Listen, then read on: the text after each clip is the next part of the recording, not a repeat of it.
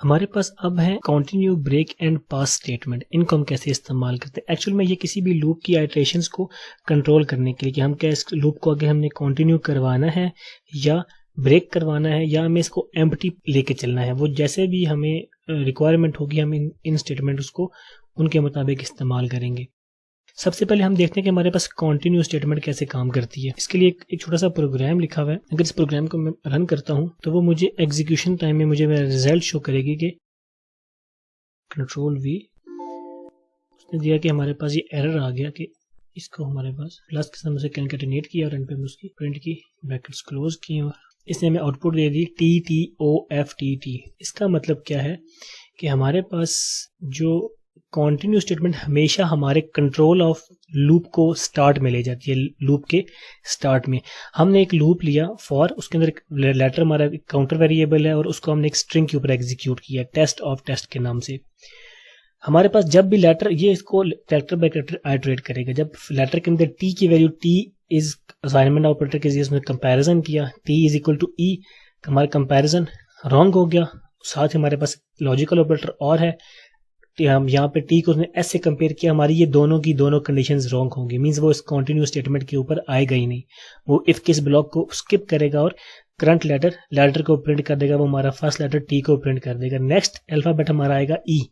अब लेटर के अंदर ई है, ई इज इक्वल्स टू ई, और में दोनों में से एक कंडीशन भी ट्रू हो जाए तो हमारा ब्लॉक ऑफ कोड जो कि उस इफ के अंदर चल रहा होगा वो एग्जीक्यूट हो जाएगा, हमारी कंडीशन ट्रू काउंट होगी। तो वो यहाँ पे आएगा और इस कंटिन्यू स्टेटमेंट से अगेन हमारे कंट्रोल को लूप के स्टार्ट पे ले जाएगा और यहाँ पे प्रिंट की तरफ बिल्कुल भी नहीं वो कोई चीज प्रिंट करेगा। देन एस आएगा, एस को चेक करेगा, S is equal to S, हमारी अगेन एक कंडीशन, ये कंडीशन हमारी ट्रू हो रही है, वो एस को भी प्रिंट नहीं करेगा। देन स्मॉल टी, वो स्मॉल टी की दफा हमारी कंडीशन रॉन्ग हो जाएगी, वो देन स्मॉल टी को प्रिंट आउट कर देगा।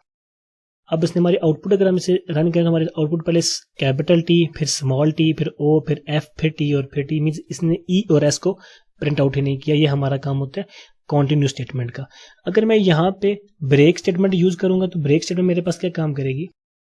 उसने सिर्फ और सिर्फ मेरे पास एक पहला कैरेक्टर टी को प्रिंट कर दिया। मींस वो मेरे पास जो ही इसने फर्स्ट अल्फाबेट लिया टी, उसने कंपेयर किया, हमारी कंडीशन ये वाली फॉल्स होगी, हमारी ये कंडीशन आपस में मैच नहीं हो रही, तो वो नेक्स्ट आ गई ब्रेक स्टेटमेंट। ब्रेक के बाद वो कंटिन्यू लूप को उसके सारे कंट्रोल को स्टार्ट में ले जाया करता था, लेकिन ब्रेक इसके सारे कंट्रोल को लूप के एंड पे ले आएगा और एंड पे लाके अपने इस प्रोग्राम को टर्मिनेट कर देगा। हम पास स्टेटमेंट को कैसे यूज करते हैं उसके लिए हमने छोटा सा प्रोग्राम लिखा है, letter in Geeks for Geeks, और उसके बाद हमारे पास पास की स्टेटमेंट है। अगर इसको मैं एग्जीक्यूट करूंगा, ये सबसे लास्ट लेटर जो हमारे पास इस लेटर के अंदर पड़ा होगा मैं वो एक्चुअल में वो प्रिंट करेगा, या इसे भी अगर इसे रिमूव कर दूं तो ये हमें एक एम्प्टी लूप रिटर्न बैक कर देगा, हमारी कोई चीज आउटपुट के तौर पे नहीं आएगी। इसने हमारी एक एम्प्टी आउटपुट शो कर दी, हमारा लूप बिल्कुल एम्प्टी प्रिंट आउट हो गया। और अगर यहाँ पे मैं तो इसने एक एस को प्रिंट किया, बिकॉज एस को प्रिंट इसलिए किया कि इसने हमारे इस लेटर को इस स्ट्रिंग पे एग्जीक्यूट किया। जब ये सारे कैरेक्टर बाय कैरेक्टर एग्जीक्यूट हो रहे थे तो हमारे पास सबसे लास्ट लेटर आया एस, गीक्स फॉर गीक्स।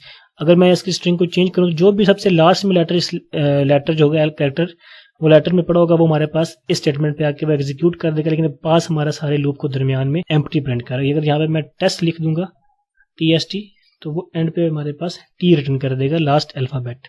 यहाँ तक था हमारे nested loop, continue statement, break statement and pass statement.